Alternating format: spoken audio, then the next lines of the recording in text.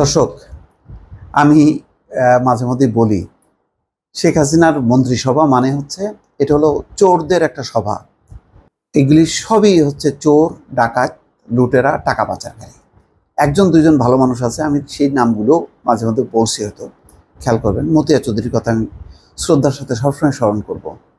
আমার কাছে উনি দুর্নীতি করেছেন, মানে একদম নগদ অর্থে সেটা না, তার দুর্নীতিটা হচ্ছে নৈতিক দুর্নীতি। যে তার মতন রাজনীতিবিদ, বর্ষিয়ান রাজনীতিবিদ, তাদের থাকা উচিত হয়নি শেখ হাসিনার সঙ্গে, স্বৈর শাসনের সঙ্গে যোগসাজশে। তো সেটা হচ্ছে একটা নৈতিক দুর্নীতি আলাদা, কিন্তু এইগুলি হলো আর্থিক দুর্নীতি। চোর, মতিয়া চৌধুরীকে চোর বলা যাবে না কোনোদিন। চোরের দল কত বিস্তৃত দেখেন। ইয়াফেস ওসমান, এগুলি মানে কোথার থেকে যে জোগাড় করছে এইসব চোর শেখ হাসিনা আল্লাহ জানে। আমি নাম শুনিনি কখনো। তারে বানাইলো বিজ্ঞান ও প্রযুক্তি মন্ত্রী। আচ্ছা, চোরকে তো নিয়ে আসছে, ঠিক আছে।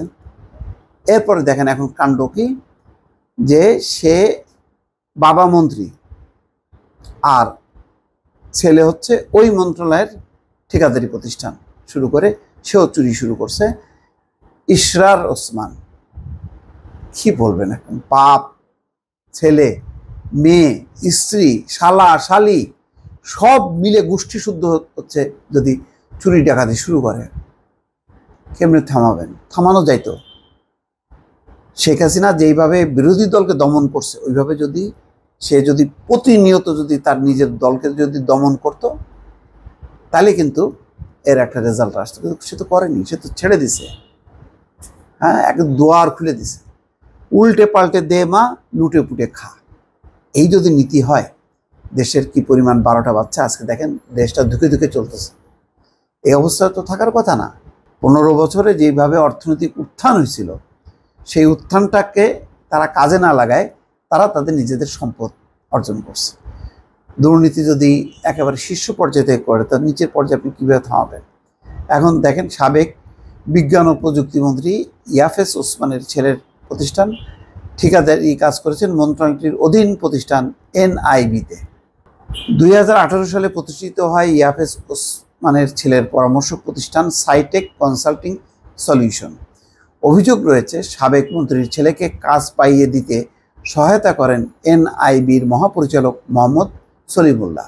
ওরা বুঝছে যে এই ব্যাটারে কুপকাত করতে কি লাগবে, ছেলেরে ঢুকাই দিছে, তারপর নিজেরাও দুর্নীতি ভাগ। আওয়ামী লীগ সরকারের ইয়াফেস ওসমান বিজ্ঞান ও প্রযুক্তি মন্ত্রী থাকাকালে তার মন্ত্রণালয়ের অধীন 2টি সংস্থায় ঠিকাদারি কাজ করেছেন তার ছেলে ইশরার ওসমান। ইশরারের প্রতিষ্ঠান সাইটেক কনসাল্টিং সলিউশন পরামর্শ প্রতিষ্ঠান হিসেবে সেখানে কাজ পায়। সংশ্লিষ্ট ব্যক্তিরা বলছেন, মন্ত্রীর অধীন প্রতিষ্ঠানের তারই ছেলের ঠিকাদারি কাজ করার স্বার্থের সংঘাত বা কনফ্লিক্ট অফ ইন্টারেস্ট এটা হয় না। বাবা যে মন্ত্রণালয়ে থাকবে সেই মন্ত্রণালয়ের অধীনে ছেলে, মেয়ে, আত্মীয় স্বজন কেউ কাজ করবে, এটা হচ্ছে কনফ্লিক্ট অফ ইন্টারেস্ট। অর্থাৎ এটা হলো স্বার্থের সংঘাত বা দ্বন্দ্ব, যাই বলেন না কেন। সাইটেক কনসাল্টিং সলিউশনের ওয়েবসাইটে দেওয়া তথ্য অনুযায়ী প্রতিষ্ঠানটি 2018 সালে প্রতিষ্ঠিত হয়, যখন ইশরার ওসমানের বাবা ইয়াফেস ওসমান মন্ত্রী।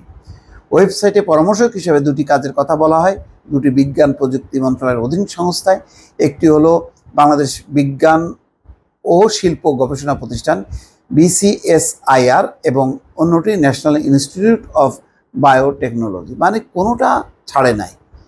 এখানে 50 কোটি টাকা ব্যয়ে একটা প্রকল্প নেওয়া হয়, প্রাণীর জিন বিন্যাস। এই প্রকল্পের নকশা ঠিকা তদারকির কাজ দেওয়া হয় ইশরার ওসমানের প্রতিষ্ঠানকে। এই হচ্ছে আওয়ামী লীগ যেখানে গেছে, ধরেন এলাকায় যদি MP হয়েছে, তো ওই ছেলে, মেয়ে, বউ, বাচ্চা নিয়ে সব ঝাঁপাই পড়ে ওখানে খাওয়া দাওয়া করছে, দখলবাজি, চাঁদাবাজি। মিনিস্ট্রি পাইলে মিনিস্ট্রি খাইছে, যা পাইছে এরা। মানে এদের মুখ এত বড় যে সব গিলছে, শুধু খাচ্ছে, হাঙরের মতন শুধু গিলছে। কি বলবেন এগুলি? মানে আমি তো বলছি তো, যে দিন যত যাইতে থাকবে এগুলি সব বেরোতে থাকবে, কেচ্ছা খাইনি, একটাও বাদ নেই, কোনা কাঞ্চি কোনো কিছু বাদ রাখে নেই এরা। দর্শক, ভালো থাকবেন, আল্লাহ হাফেজ।